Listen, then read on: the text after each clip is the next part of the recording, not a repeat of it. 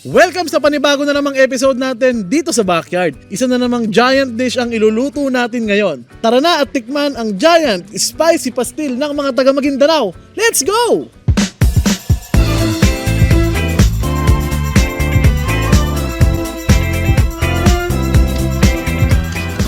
Okay mga buddy, meron tayo ditong dalawang chicken breast.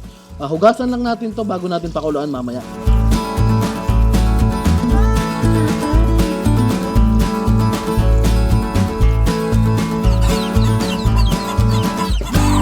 Okay mga buddy, ready na tong chicken breast na hinugasan natin kanina. Pinrepare na natin siya dito sa pagsasalangan natin. Simple lang to, tubig lang, wala tayong kahit anong nilagay. Pakuluan lang natin siya dito ng 30 to 45 minutes para mas maganda yung pagkakahimay natin mamaya. Alright mga buddy, after 20 minutes ng pagpapakulo, silipin lang muna natin tong manok, tapos tanggalin na rin natin yung mga impurities. Let's go!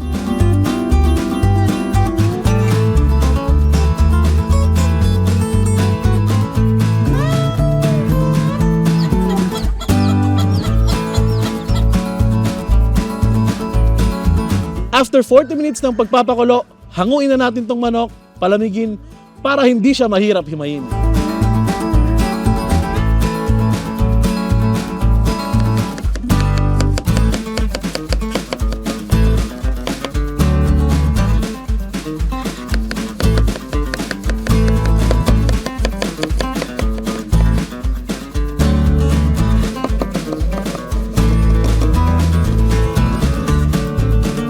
Okay, pagkatapos nating hiwain yung sibuyas at sili natin dito, malamig na yung manok so pwede na natin tong himay-himayin.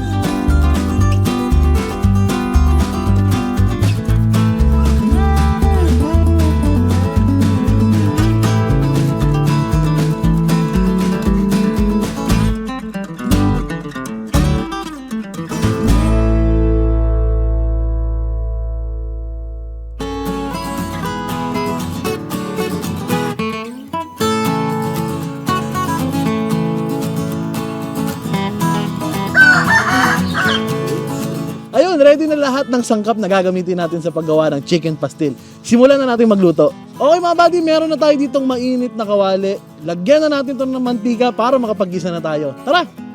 Ang una naman natin ilalagay ang ating sibuyas.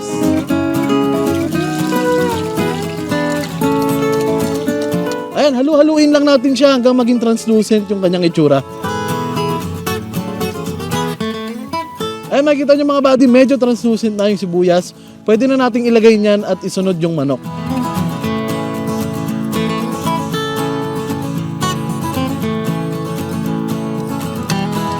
Okay mga buddy, halu-haluin lang natin. Tapos medium fire lang ang gawin natin para hindi gaano masunog yung manok.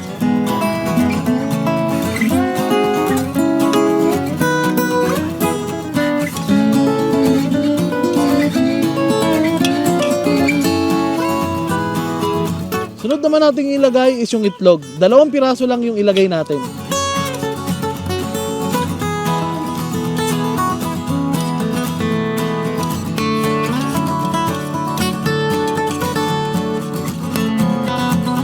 Okay, sunod lagyan naman natin ng star margarine.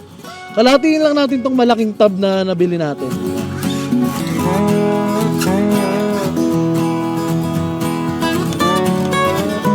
Okay, sunod naman natin ilagay is yung mga kukumpleto sa lasa ng chicken pastel natin. So meron tayo ditong white pepper. Lagyan na rin natin ng toyo. Haluin lang natin.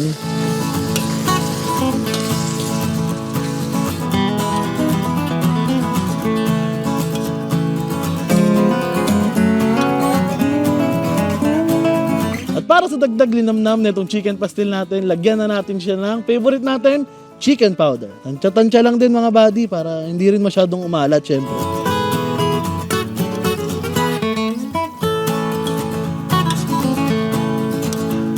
At syempre para may sipa itong chicken pastil natin, lagyan natin ng siling labuyo. Ayan. Mga 2 piraso lang yan kanina mga buddy, iniwa-hiwa lang natin.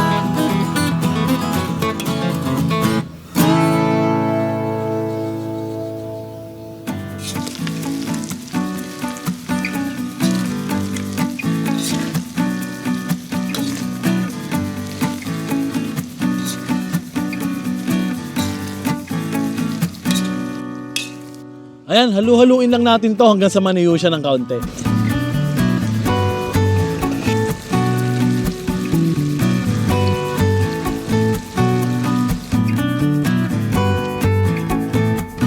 Okay mga buddy, ready na tong chicken pastil na niluto natin. I-plating na natin to, tapos tirahin na natin to. Baka tirahin pa ng iba. Let's go!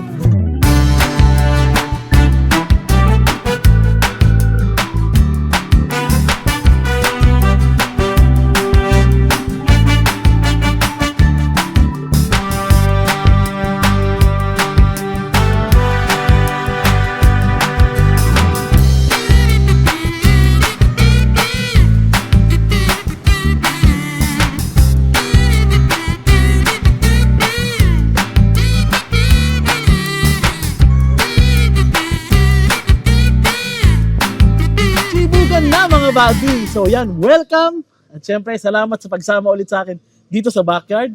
And syempre, same ang background natin pero iba ang putahe. So, yan, tapos na nating lutuin at ihanda itong niluto natin na chicken pastil. Yan. Isa itong Maguindanao dish. Yan, sa mga kapatid nating Muslim. Yan, sila ang mga original na, yung mga nagluluto talaga nito. So, yan. Meron tayo dito nakahanda, syempre. Hindi yan legit pag hindi yan nakabalot dito sa dahon, di ba? Kadalasan, ganyan yung nakikita ko dun sa Quiapo eh.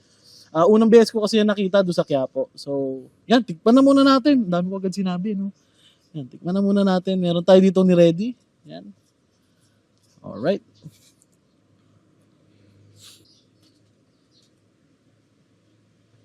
Yan ang pastil. Gantong-ganto yung nalasahan ko nung unang beses ko tong nakain dyan sa may bandang Quiapo, doon sa Muslim town. Nung minsan kasi sinama ako nung lola ko na kumain doon. Yan. Bumili kami ng siguro. Ang naaalala ko kasing halaga o presyo nung bumili kami nung panahon na yun 10 pesos, parang ganyan. Hindi ko lang alam kung ganun pa rin ngayon. Sana ganun pa rin. Hindi, ina-adjust lang naman nila yung dami nung manok diba? Alam ko ganun lang yun. Pero, ayan. I'm sure napanood nyo na kung paano natin ito ginawa. Medyo madali lang naman, diba? Ang matagal lang yung pagpapakulo natin ng breast. Pero, aside that, yung paggigisa, madali na lang, diba? So, sundan nyo na lang yun. Tapos, kagaya ng dating gawin, adjust na lang kayo sa dami ng mga sangkap na gagamitin nyo. Siyempre, kung pang mas malakihan yung ihahanda nyo.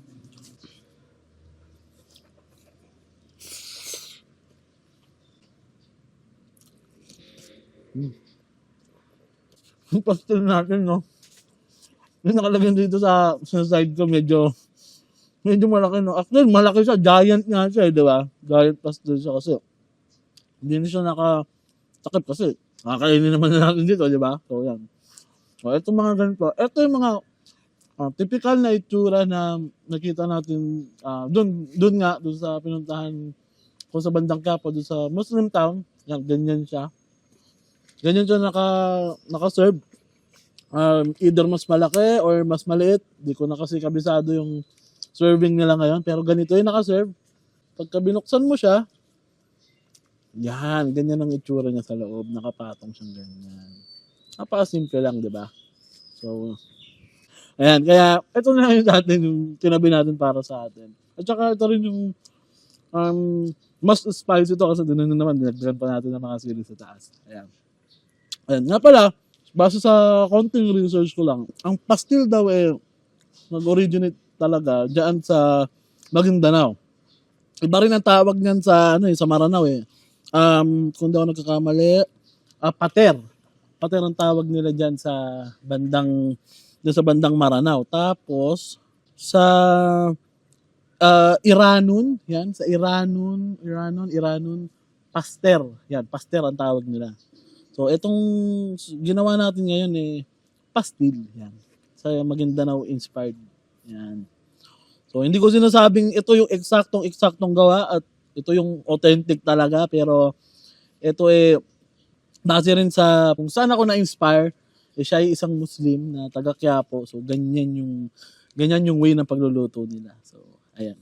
Kain muna tayo ulit. Ang dami ko na naman sinabi. Walagdag ko lang mga buddy. Ito nga palang dahon na to, yung dahon ng saging. Hindi rin siya basta-basta lang yung ginupit lang ah. Dapat may tamang, alam mo yun, tamang sukat ka rin. Tapos, kailangan padaanan mo siya ng apoy. Yan. Either kung may torch kayo or kung gusto nyo, kalan lang, pwede yun. Ang dahilan kung bakit ganun para pag tinupi mo, hindi siya brittle, yung hindi siya mapupunit agad. Yan. Kaya, pinapadaanan ng apoy. Kaya tingnan nyo naman, hindi siya napunit nung pinagtutupi na natin siya. Yun. Yun lang. Tips lang naman yun. Ayan.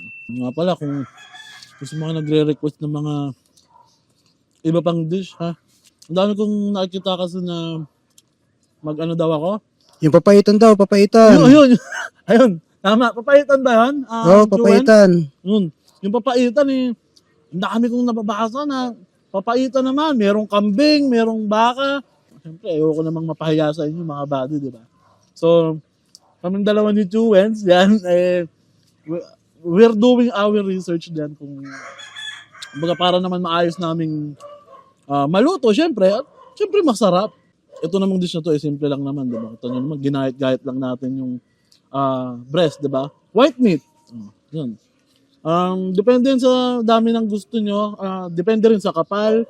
Pwede yung mas manipis pa. Yung parang mala corn beef na. Sa sinasabi ko nga kanina, yung sa atin medyo makapal pa, no? Medyo, hindi naman to pantinday, di ba? Pang food trip natin to sa vlog. So, medyo makapal-kapal siya ng kaunti. Ayan. So, yun lang. Kain na ulit ako. So, Vince, may nakagat akong sili. Ano, nadali mo? Nadali ko. Maanghang pala.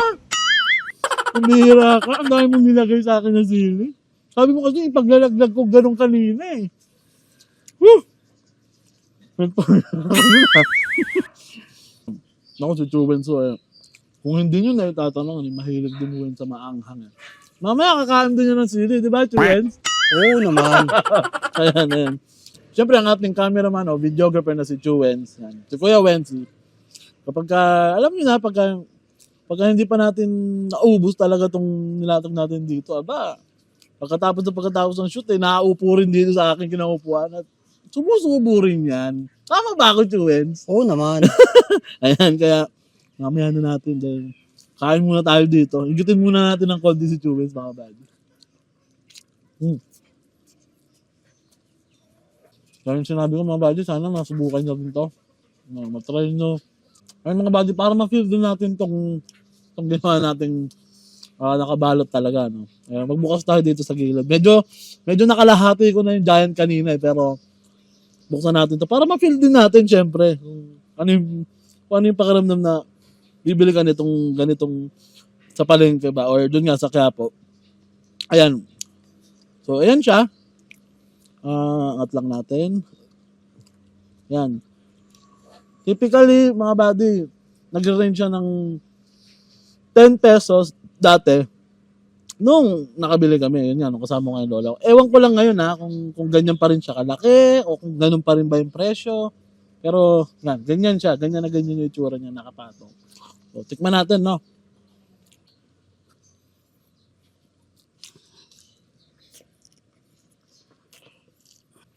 Parang may iba, no? Yung pagka galing sa dun sa nakabalot. Kasi kanina mga buddy, nung nilagay natin siya dito sa itong ganito, itong nakakat na dahon ng saging, mainit pa tong kanin natin. Talagang umuusok pa eh. Tapos, bagong luto lang din tong pastel. So, tsaka natin siya tinakpan. So, ngayon, no, kung parang may kakaiba siyang amoy o lasa na hindi ko maintindihan. Dahil siguro nakulob siya dito sa dahon, kaya nag-iba na. Ewan ko, no? Pero parang ganun eh. Parang iba experience pagka galing sa nakataklob tapos bagong luto. Yan. Parang naluto na rin yung yung dahon ng saging. Yun, no? O, kasi nga mainit siya. Parang ganun, parang tama ka dun, Chuwens eh. Parang naluto na rin. Siguro dahil yun sa bagong luto yung kanin, dahil umuusok to kanina, di ba, Chuwens? Tapos bagong luto lang natin yung pastel. Ayusin natin siya sa dahon.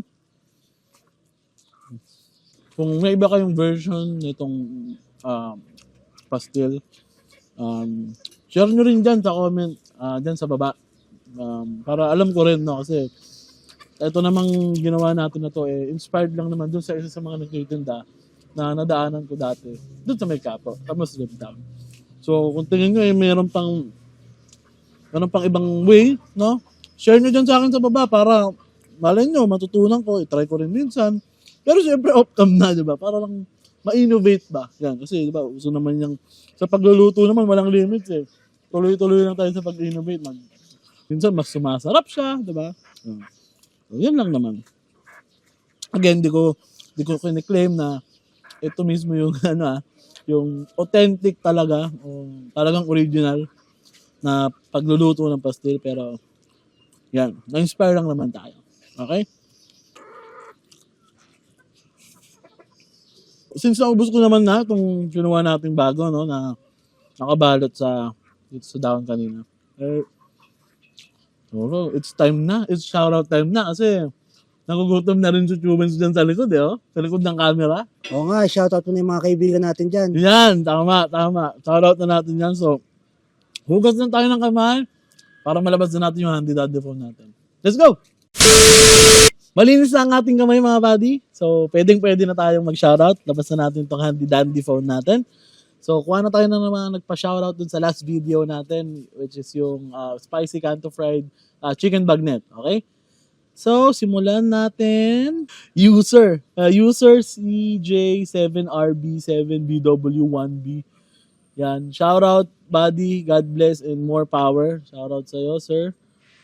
Ayan, shoutout kay Christine Carol Capital. Yan. Papa Ocho, pa-shoutout naman po, Christine Carol Capital and Lee Paulo Guatlo. Yan. Shoutout po sa inyo. Watching from Antipolo daw po. Yan. Shoutout po sa inyo dyan sa Antipolo. Shoutout din kay user MY30T. Buddy, parang mas masarap dyan yung namprik. Shoutout naman sa next video. Yun, oo, masarap talaga yung namprik doon sa chicken bagnet natin. Yan. Jen Sals TV, yan. Shoutout naman, idol from Cagayan de Oro City. Yan, shoutout po sa inyo dyan. Ito si MLN, yan. Hello po, sarap, buddy. Pa-shoutout naman po. Hello po, shoutout po. Liza Manuel, yan. Pa-shoutout naman, Papa Ocho. Shoutout sa'yo, Liza Manuel. Kaibigan natin yan dyan sa Caloocan, yan. Shoutout po. Siyempre si Angry Genius, yan. Lagi yan. First comment yan, lagi si Angry Genius. Shoutout sa'yo. Siguro hanggang doon na lang muna, mga buddy. Yan. Yun pa lang naman yung mga nagpa-shoutout sa previous video natin. Same drill. Dito sa video natin na to, kung gusto nyo magpa-shoutout, may suggestion kayo na gusto nyo lutuin natin na next dish, comment lang kayo dyan sa baba. Okay? Huwag kayo maya kung gusto nyo magpa-shoutout as well. Comment lang kayo dyan. Tapos, wag nyo rin pong kalimutan sanang mag-subscribe. Siyempre, i-hit yung notification bell para mas updated kayo sa next upload natin. Tapos, siyempre, wag nyo kalimutang mag-like dito sa video. Kung nagustuhan nyo lang naman. Ayan. So, again, maraming salamat po. Buong puso po ako nagpapasalamat sa inyo sa laging pagsuporta, pagsubaybay, sa panonood sa mga episode natin. Road to 5K na tayo. Yeah, buddy. Salamat, Chuens. Road to 5K na tayo. May mga magagandang parating pa, no? Habang lumalaki tayo, mas gagandahan at mas gagawa pa tayo ng mga quality videos para sa inyo, and we'll make sure na mag-improve kami. Syempre, kami dalawa ni Chuens, siya bilang sa post-production, syempre sa pag-i-edit yan and all of that stuff. So, yan, maraming salamat po. Syempre, sa tulong pa rin ng Team Canla, sa family ko, sa asawa ko, syempre, yan, salamat sa suporta sa inyong lahat, sa inyong mga buddy, at sa Cubs Nation niya rin, syempre. So again, maraming salamat po. Hanggang sa muli, paalam!